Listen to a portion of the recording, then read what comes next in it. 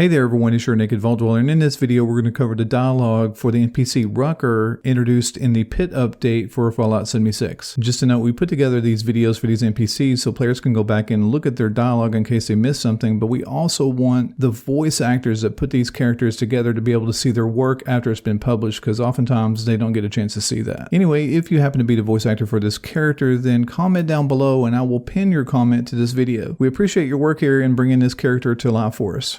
Well, you're not bleeding through your shirt. I call that a good day. Name's Rucker. Check in with I head up the responders around here.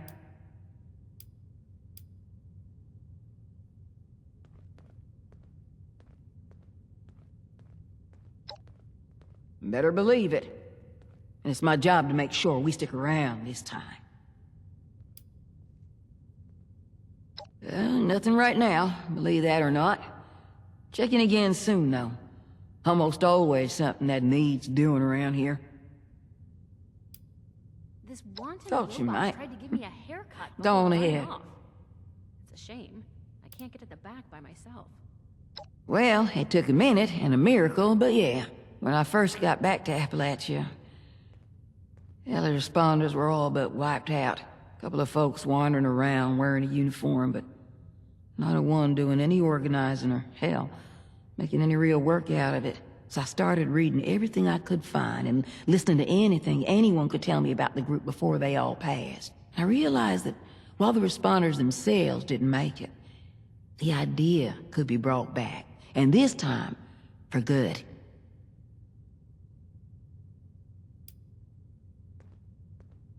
Nice enough place. Heard it used to be some kind of fancy trading post before the war. Can't say I'm overly fond of this management that Orlando's wrapped up in, but I got work needs doing, and I'm not one to turn down a safe place to do it in. I'm also not in love with all the hammering and drilling they got going on, but I'm not complaining. Well, starting now, I'm not.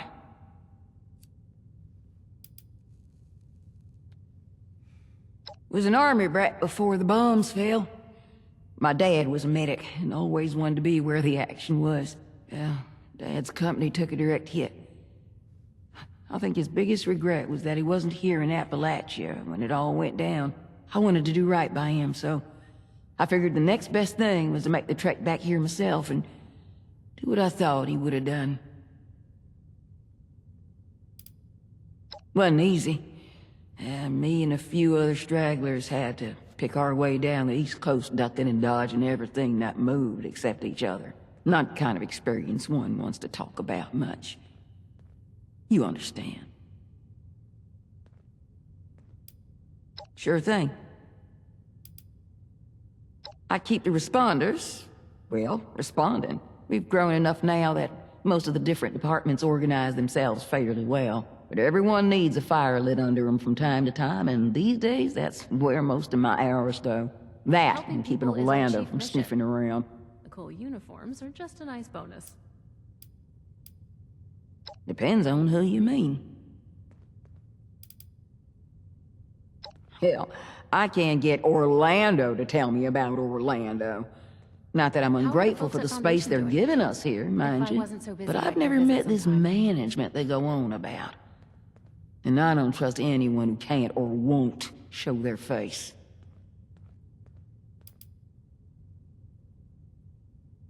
Nice enough feller, considering what's going on back in the pit.